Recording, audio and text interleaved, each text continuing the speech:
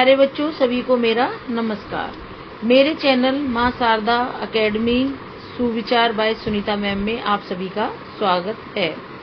मैं आज आपको 12वीं कक्षा की सहायक सामग्री में से आपको पहला पाठ पढ़ाऊंगी। पहले पाठ के हमारे जो लेखक हैं उनका नाम है रामचंद्र शुक्ल। क्या नाम है प्यारे बच्चों? रामचंद्र शुक्ल। हमारा पाठ का नाम है, उसका नाम है प्रेम घन की छाया स्मृति। प्रेम घन की छाया स्मृति हमारा पाठ का नाम है। देखिए प्यारे बच्चों, हमारी पाठ्य पुस्तक का नाम अंतरा है भाग 2, और आपको ये पता होना चाहिए कि हमारी पाठ्य पुस्तक का नाम है अंतरा भाग 2, जिसमें से ये पहला पाठ है रामचंद्र शुक्ल। पाठ का नाम है प्रेम घन की छाया स्मृति। आइए चलिए प्यारे बच्चों, अब हम शुरुआत करते हैं आपको पाठ समझाने की। देखिए, जो रामचंद्र शुक्ल हैं, हम सबसे पहले इनका जीवन परिचय पढ़ेंगे, क्योंकि प्यारे बच्चों हमारी 12वीं कक्षा के अंदर ऑब्जेक्टिव टाइप क्वेश्चन और question answer, long question answer, short question answer और ऑब्जेक्टिव सभी आएंगे। इसका मतलब है कि आपके वस्तुनिष्ठ प्रश्न भी आएंगे, अति लघु भी आएंगे, लघु भी आएंगे, दीर्घ प्रश्नोत्तर भी आएंगे। तो चलिए प्यारे बच्चों, हमारे जो रामचंद्र शुक्ल हैं उनके बारे में पढ़ते हैं। देखिए, सहायक सामग्री पुस्तक है, इसमें हम संक्षिप्त विवरण के साथ पढ़ेंगे। देखिए, लेखक उनका नाम क्या है? आचार्य रामचंद्र शुक्ल। जन्म और स्थान, यानी उनका कहाँ जन्म हुआ था? सन 1884 में उत्तर प्रदेश के अगोना गांव में। देखिए, उत्तर प्रदेश के अगोना गांव में प्यारे बच्चों आपको महत्वपूर्ण बिंदुओं को ही याद करना है। बहुत जो महत्वपूर्ण वाक्य हैं, महत्वपूर्ण शब्द हैं, उनको ही पढ़ना है, क्योंकि आपके पेपर के अंदर वस्तुनिष्ठ प्रश्न भी आएंगे और लघु, अति लघु, दीर्घ प्रश्नोत्तर भी आएंगे। तो प्यारे बच्चों, इसीलिए हम आपको बड़े संक्षिप्त और मेन इम्पोर्टेंट पॉइंट बताएंगे। तो देखिए, हमने आपको बताया था कि लेखक का नाम, पूरा नाम क्या था? आचार्य रामचंद्र शुक्ल, और उनका जो जन्म का स्थान था वो था सन 1884 में उत्तर प्रदेश के अगोना गांव में। तो देखिए, प्रश्न जो बनकर आएगा वो इस प्रकार से बन के आएगा कि रामचंद्र शुक्ल का जन्म कब और कहां पर हुआ था। तो देखिए, प्रश्न कब और कहां पर हुआ था? तो 1884 में उत्तर प्रदेश अगोना गांव में हुआ था। इस प्रकार का प्रश्न आएगा और उत्तर आपके सामने है ही। तो इसीलिए हम आपको इस प्रकार से पढ़ाएंगे, जिसमें से आप स्वयं प्रश्न भी बना सकते हैं और उत्तर भी आसानी से दे सकते हैं। जब आपको पाठ समझ में आ जाएगा तो उत्तर भी आसानी से आप दे सकोगे। देखिए, अब लेखक रामचंद्र शुक्ल जी की शिक्षा कहाँ पर हुई? आरंभिक शिक्षा उर्दू, अंग्रेजी और फारसी में हुई, मगर इंटरमीडिएट तक ही विधिवत पढ़ सके। इस लाइन का मतलब है कि उन्होंने शुरुआत में उर्दू और इंग्लिश यानी अंग्रेजी और फारसी में इंटरमीडिएट तक यानी कि 12वीं तक उन्होंने पढ़ाई की सही तरीके से, विधिवत में सही तरीके से। लेकिन बाद में स्वयं के प्रयासों से संस्कृत, अंग्रेजी, बांग्ला और हिंदी के प्राचीन तथा आधुनिक साहित्य का गहन गंभीर अध्ययन किया। इसका मतलब है कि उन्होंने पहले तो सही तरीके से पढ़ाई की थी 12वीं तक, उसके बाद में उन्होंने स्वयं यानी अपने आप पढ़ाई की, अपने प्रयासों से पढ़ाई की। किन विषयों पर? संस्कृत, अंग्रेजी, बांग्ला और हिंदी, प्राचीन तथा आधुनिक साहित्य का गहन गंभीर अध्ययन किया। देखिए, उन्होंने कार्य किस किस कार्य किए, क्या क्या कार्य किए? तो देखिए, अध्यापन कार्य, काशी हिंदू विश्वविद्यालय में हिंदी के प्राध्यापक रहे, यानी कि वो उन्होंने काशी हिंदू विश्वविद्यालय में हिंदी के प्राध्यापक रहे, हिंदी विभाग के अध्यक्ष पद पर भी रहे, अध्यक्ष पद पर भी रहे और हिंदी के प्राध्यापक भी रहे। कौन से स्कूल में रहे, कौन से विश्वविद्यालय में रहे प्यारे बच्चों? काशी हिंदू विश्वविद्यालय। देखिए, यहाँ पर 3 प्रश्न बनते हैं। पहला प्रश्न बनता है कि रामचंद्र शुक्ल ने किस विश्वविद्यालय में कार्य किया? तो इसका उत्तर बनेगा प्यारे बच्चों काशी हिंदू विश्वविद्यालय में। और दूसरा प्रश्न बनेगा कि रामचंद्र शुक्ल किस पद पर कार्यरत थे, तो वो हिंदी के प्राध्यापक भी रहे और अध्यक्ष भी रहे। तो इस प्रकार से छोटे छोटे प्रश्न आएंगे वस्तुनिष्ठ, जिन्हें हम इंग्लिश में ऑब्जेक्टिव टाइप्स बोलते हैं। तो कठिन नहीं है, आपको सिर्फ पाठ को अच्छे से समझना है। फिर उन्होंने जो कार्य किया वो दूसरा कार्य किया संपादक कार्य, यानी कि संपादक कार्य में काशी नागरी प्रचारणी सभा में हिंदू शब्द सागर के निर्माण कार्य में सहायक संपादक का कार्य भी किया। फिर प्यारे बच्चों, रामचंद्र शुक्ल की रचनाएं देखिए, यानी कि उन्होंने क्या क्या लिखे, क्या क्या उन्होंने कविताएं लिखी, किताब लिखी, ग्रंथ लिखे, उन्होंने किन किन चीजों पे कार्य किया, उनके विषय में बताया गया है। तो संपादक कार्य यानी लेखन कार्य जिसे बोलते हैं, काशी नागरी प्रचारणी सभा में हिंदू शब्द सागर के निर्माण कार्य में सहायक संपादक का कार्य किया। अब प्यारे बच्चों, रचनाएं, अब उनकी रचनाएं कौन कौन सी थी देखिए। जो पहली थी उनकी हिंदी साहित्य का इतिहास, रस मीमांसा, जायसी ग्रंथावली, चौथी थी चिंतामणि, पांचवी थी भ्रमर गीत सार। देखिए, ये हमारी सरकारी नौकरियों में भी प्रश्न पूछे जाते हैं। अधिकतर हमारी जो है जन्म पूछा जाता है लेखक का, और ज्यादा से ज्यादा उनकी रचनाएं, साहित्यिक विशेषताएं, ये सब पूछी जाती है, मृत्यु पूछी जाती है। तो आप प्यारे बच्चे रचनाएं अपने आप कंठस्थ कर लेंगे। फिर उनकी साहित्यिक विशेषताएं हैं, हिंदी साहित्य को समयक ढंग से व्यवस्थित करना, यानी कि उन्होंने हिंदी साहित्य को सही तरीके से उन्होंने व्यवस्थित किया।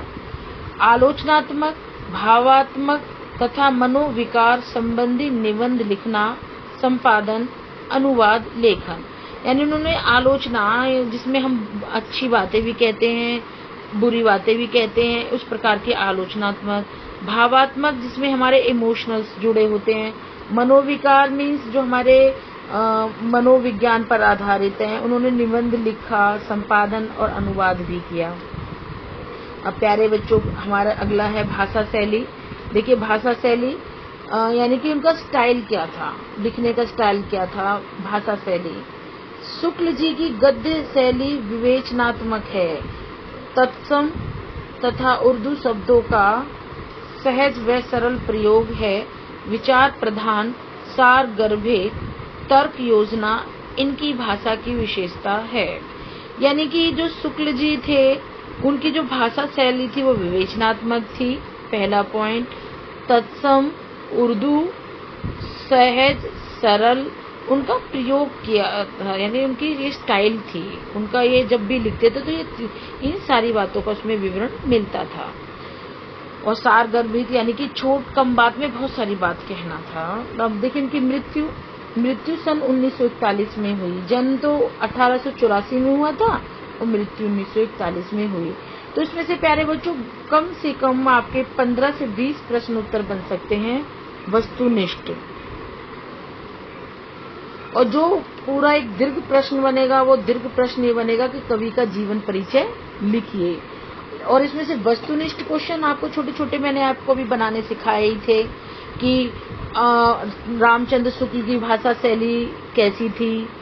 तो आपको 4 प्रश्न दे देंगे, उनके 4 उत्तर ऑब्जेक्टिव दे देंगे, उनमें से आपको सही चुन करके इस पे टिक करना है या लिखना है। तो इस प्रकार से वो आगे हम बताएंगे आपको। देखिए, हमारा जो पाठ का नाम है वो है प्रेम घन की छाया स्मृति। तो प्यारे बच्चों, ये एक विधा है और विधा में संस्मरणात्मक निबंध है। क्या है प्यारे बच्चों? ये एक निबंध है जो कि स्मृति के आधार पर लिखा गया निबंध है। संस्मरणात्मक निबंध यानी स्मृति के आधार पर लिखा गया निबंध। इसका मतलब है जो हमें याद था, हमारी स्मृतियों में, हमारी मेमोरी में थी जो बातें, उसके ऊपर ये लिखा गया है। चलिए प्यारे बच्चों, अब हम आपको थोड़ा सा इसका पाठ का सार बता देते हैं। प्रतिपाद यानी कि छोटा सा हम आपको संक्षिप्त पूरे पाठ का निचोड़ बताते हैं, जो कि हमारी इस किताब के अंदर वर्णन किया गया है। देखिए, प्रतिपाद मूल संवेदना या सार, पाठ का सार या पाठ का परिचय, हम कुछ भी कह सकते हैं। देखिए, आचार्य रामचंद्र शुक्ल बद्री नारायण चौधरी प्रेम घन के आंतरिक एवं बाह्य व्यक्तित्व का एक ऐसा रेखा चित्रात्मक संस्मरण उकेरना चाहते हैं। देखिए, इस लाइन का मतलब है प्यारे बच्चों कि जो आचार्य हमारे रामचंद्र शुक्ल जी हैं, उन्होंने जो बद्री नारायण चौधरी हैं, उनके प्रेम घन के यानी कि उनके आंतरिक यानी कि इंटरनल, बाह्य एक्सटर्नल व्यक्तित्व यानी कि ब्यूटी यानी कि जो हमारी व्यक्तित्व है उसके विषय में बताया है।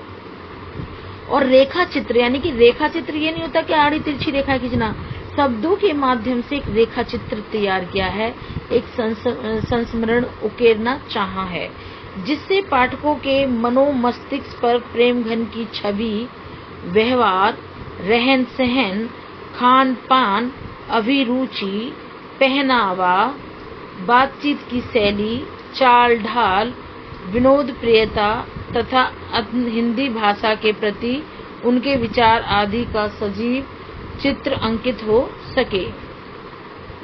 तो प्यारे बच्चों, यानी कि उन्होंने पाठकों के लिए मनो मस्तिष्क पर एक छवि छोड़ी है, व्यवहार की छवि छोड़ी है, रहन सहन की छवि छोड़ी है, खान पान की छवि छोड़ी है, अभिरुचि, पहनावा, बातचीत की शैली, चाल ढाल, इनके बारे में उन्होंने एक सजीव चित्र अंकित मीन्स क्या होता है? बनाना, किसी चीज को बनाना, अंकित यानी सजीव चित्र क्या है। अब हम आपको देखिए प्यारे बच्चों पाठ पढ़ाते हैं। पाठ का सार है, ये रहा हमारा पाठ का सार।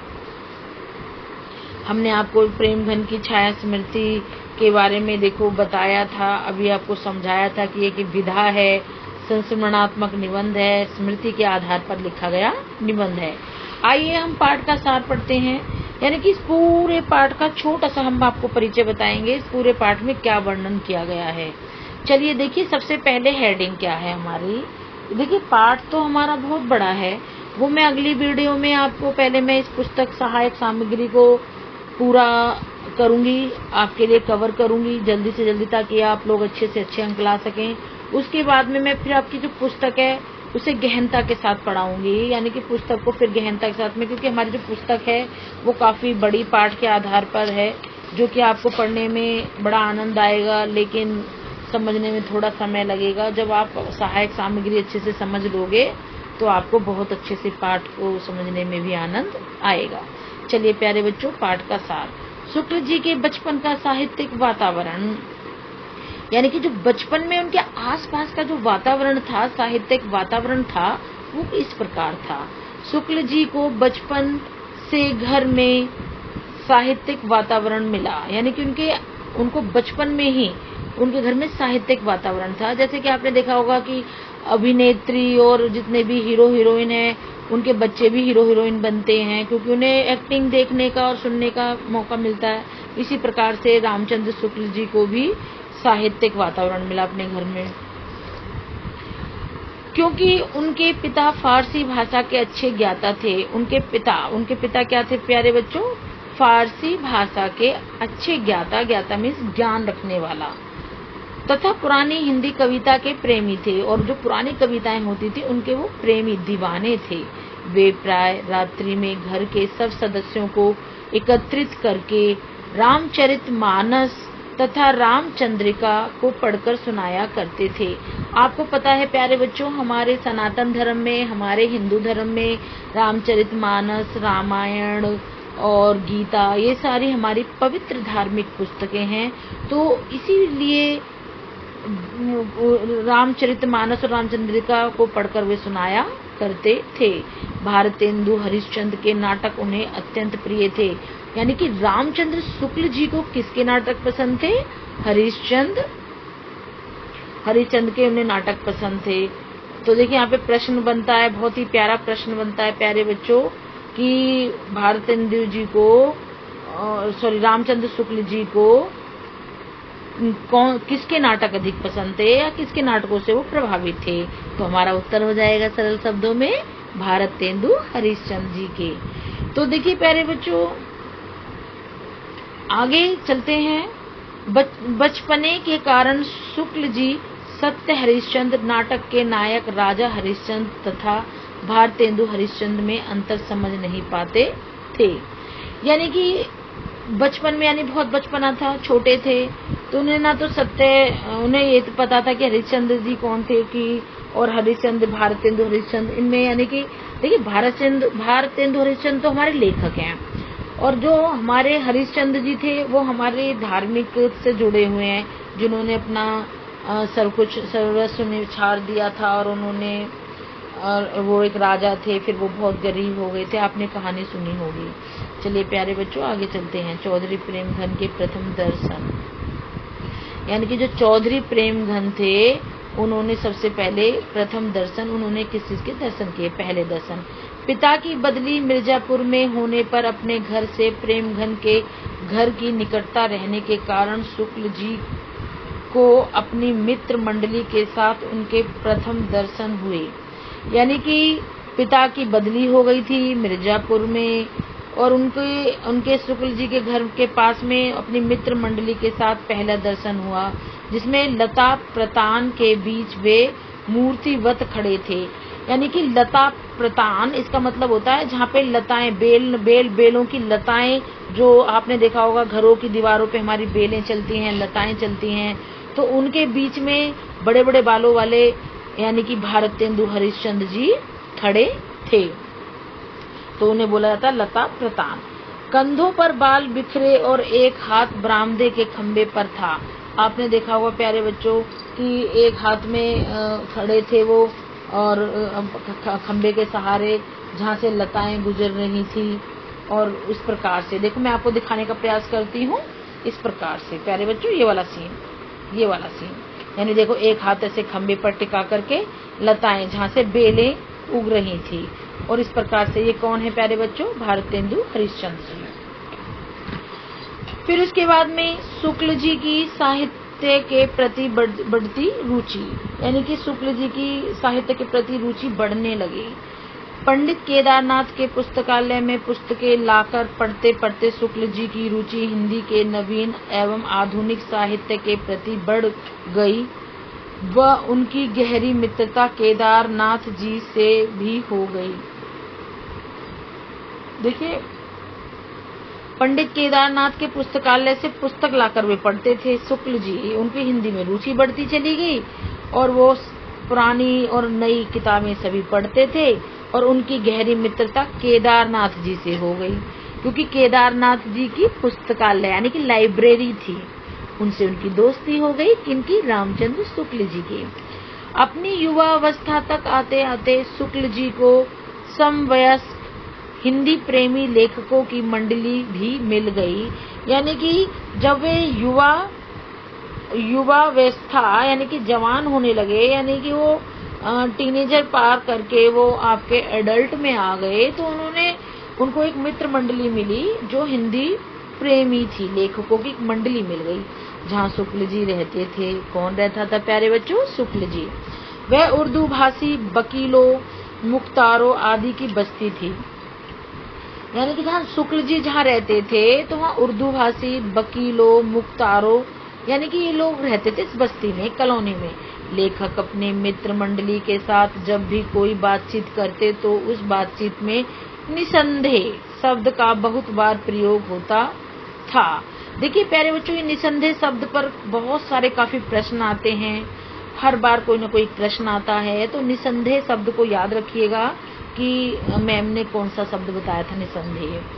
तो निसंदेह शब्द का बहुत बार प्रयोग किया था, जिसे सुनकर उस बस्ती के लोगों ने इस लेखक मंडली का नाम निसंदेह मंडली रख दिया। देखो प्यारे बच्चों, क्लास में आपने देखा होगा कुछ बच्चे बहुत शैतान होते हैं, तो वो क्या करते हैं कि पीछे जो बैठा होता है बच्चा, छात्र, वो अगले छात्र की गुद्दी यानी कि गर्दन पर मारता है, तो उसे कहते नहीं है अरे गर्दन वाली मंडली या गुद्दी मार मंडली हम बोलते हैं क्लास में। तो इसी प्रकार से निसंदेह उनकी मंडली का नाम पड़ गया। जैसे कहते हैं ना आवारा मंडली, अरे तो बहुत आवारा मंडली है, इसी प्रकार से नाम निसंदेह मंडली, इस शब्द को भी याद रखिएगा, रख दिया। फिर उसके बाद में प्यारे बच्चों आगे है चौधरी प्रेमघन की व्यक्तित्व विशेषता। अब यानी कि व्यक्तित्व यानी जो उनका चरित्र था, उनका जो कैरेक्टर था, उनके बारे में बताया गया है। प्रेमघन जी को खासा हिंदुस्तानी रईस बताया गया है। जो प्रेमघन थे वो बहुत अमीर थे, उनको काफी अच्छा रईस बताया गया, क्योंकि उनके पिता भी नौकरी पर थे और उनके पिता भी साहित्यकार थे, अच्छे साहित्यकार थे, और रामचंद्र शुक्ल भी अच्छे साहित्यकार थे, तो इसीलिए उन्हें अच्छा खासा रईस बताया गया है। उनकी हर बात में तबीयतदारी टपकती थी। बसंत पंचमी, होली और त्योहारों पर उनके घर में खूब नाच रंग और उत्सव हुआ करते थे। यानी कि बसंत पंचमी कब आती है प्यारे बच्चों?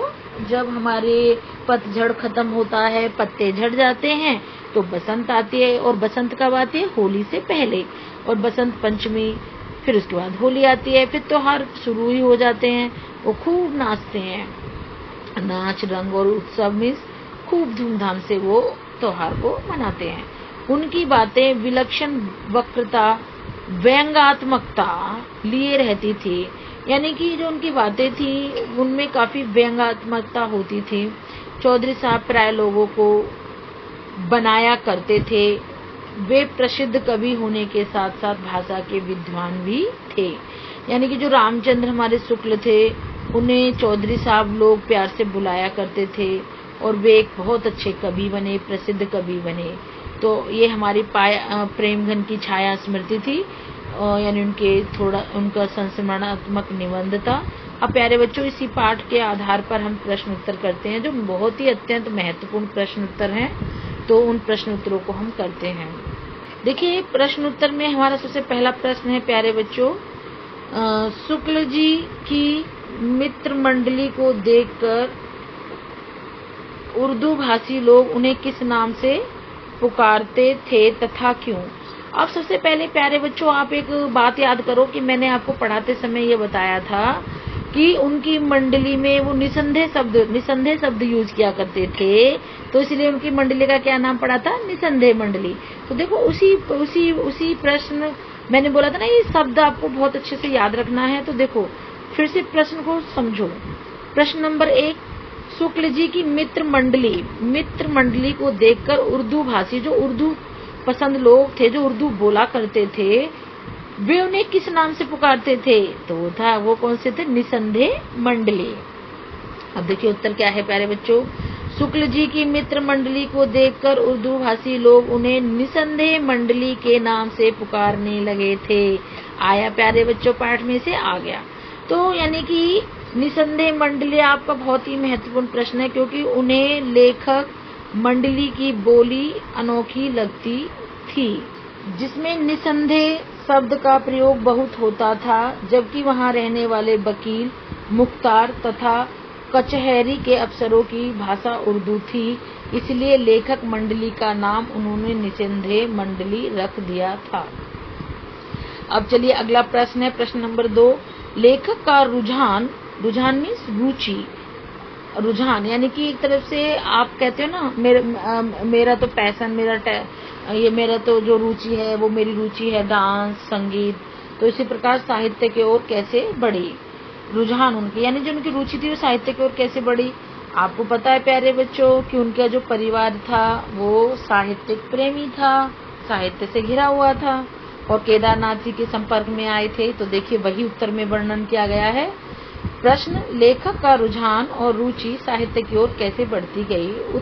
उत्तर है, शुक्ल जी की अभिरुचि हिंदी के नवीन एवं आधुनिक साहित्य के प्रति बढ़ गई, क्योंकि उन्होंने पंडित केदारनाथ के पुस्तकालय से पुस्तकें लाकर पढ़ना आरंभ किया।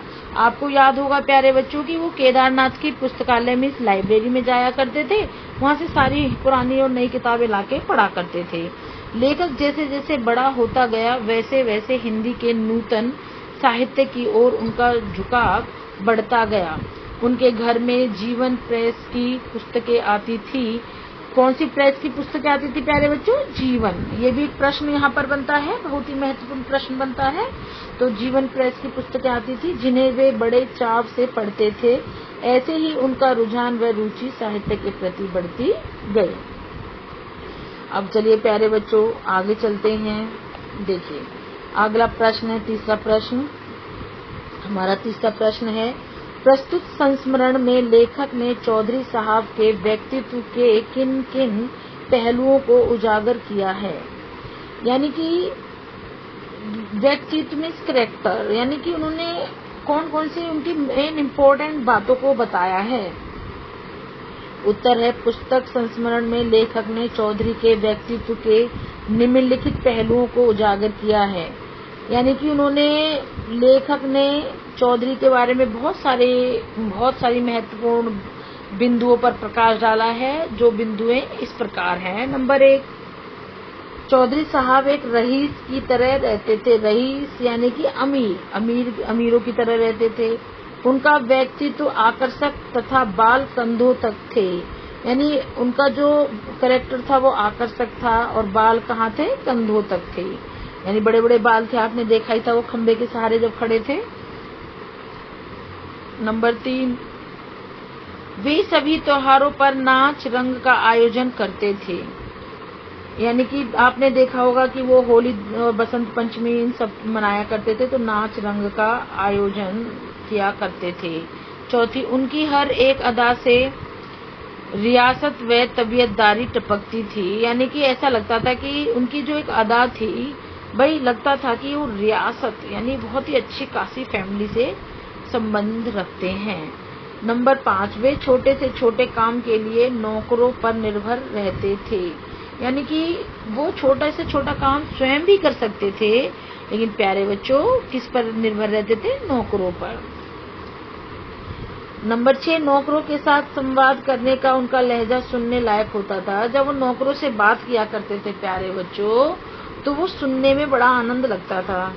नंबर 7, वे नागरिको भाषा मानते थे और उसी में लिखते भी थे। बहुत ही महत्वपूर्ण शब्द नागरी शब्द को याद रखिएगा, भाषा, नागरी भाषा, ये आप शब्द याद रखिएगा प्यारे बच्चों, आपको अपने आप सारी कहानी याद आ जाएगी। यानी वे नागरी भाषा को रखते थे। देखिए, ये जो मैंने आपको 3 प्रश्न पढ़ाए हैं, ये बहुत ही महत्वपूर्ण प्रश्न है। लेकिन सबसे महत्वपूर्ण प्यारे बच्चों आपके लिए है, अगर आपको कहानी समझ में आ जाती है, पूरे पाठ की कहानी समझ में आ जाती है, तो प्यारे बच्चों आप छोटे से छोटे प्रश्न, वस्तुनिष्ठ, लघु और अति लघु, दीर्घ प्रश्नों के उत्तर सरलता से दे सकते हो, क्योंकि आपको कहानी समझ में आनी चाहिए। आप इस कहानी को बार बार सुनोगे, पढ़ोगे तो आपको समझ में आ जाएगी। और बीच बीच में से पाठ में से आपका छोटा सा एक पैराग्राफ प्रसंग आएगा, जिसकी आपको व्याख्या करनी होगी, और वो भी हम आगे आपको चलकर पढ़ाएंगे। जिसमें से देखिए, एक छोटा सा आपका जो हमारी व्याख्या है,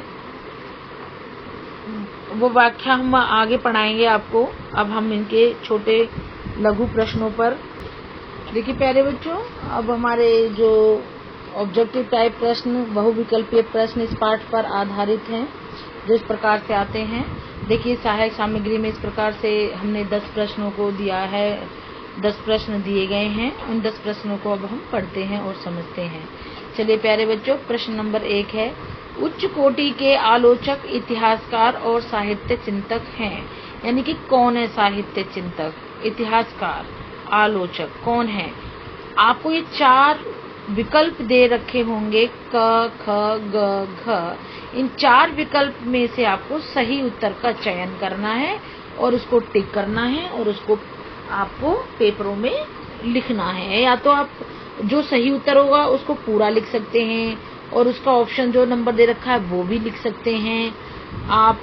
जैसे कि इसका हमारा, जैसे उच्च कोटि के आलोचक, इतिहासकार और साहित्यकार चिंतक कौन है, तो जैसे हमारे विकल्प दे रखे होंगे, नंबर क, जयशंकर प्रसाद, ख, निर्मल वर्मा, ग, राहुल संस्कृतायन, घ, आचार्य रामचंद्र शुक्ल। तो ये 4 विकल्प दे रखे हैं, आपको इनमें से सही विकल्प को चुनना है। ये मैं पहला प्रश्न इसलिए बहुत सरल तरीके से आपको समझा रही हूँ। तो प्यारे बच्चों, इसका उत्तर होगा घ, आचार्य रामचंद्र शुक्ल। तो आपको इन 4 विकल्प में से सही उत्तर पे टिक लगाना है, यानी कि घ हमारा उत्तर है। आप घ भी लिख सकते हैं उत्तर में, पहले प्रश्न का घ, और आप पूरा घ और आचार्य रामचंद्र शुक्ल ये भी लिख सकते हैं। और लेकिन आप प्यारे बच्चों घ लिखें और पूरा का पूरा उत्तर लिखें, वो सबसे श्रेष्ठ है। चलिए अगला प्रश्न है नंबर 2। हिंदी साहित्य के इतिहास को क्रमबद्ध ढंग से व्यवस्थित करने तथा कवियों की समयक समीक्षा करने का श्रेय किसे दिया जाता है? अब आपको वही 4 विकल्प क, ख, ग, घ। अब आपको पहला जो विकल्प है क शिव सिंह सेंगर, ख रामचंद्र शुक्ल, ग राम कुमार वर्मा, घ हजारी प्रसाद द्विवेदी। तो आपने चारों विकल्पों को सही से पढ़ लिया प्यारे बच्चों। अब इन विकल्प में से सही उत्तर है हमारा घ रामचंद्र शुक्ल। तो आपको क्या करना है प्यारे बच्चों, इस प्रकार से टिक भी कर सकते हैं और आप उत्तर में घ भी लिख सकते हैं, रामचंद्र शुक्ल भी लिख सकते हैं। लेकिन सही तरीका क्या है, आप उत्तर में घ लिखिए ब्रैकेट में, फिर रामचंद्र शुक्ल लिखिए, ये सही तरीका है। प्रश्न नंबर 3, शुक्ल जी के निबंधों की क्या प्रधानता थी?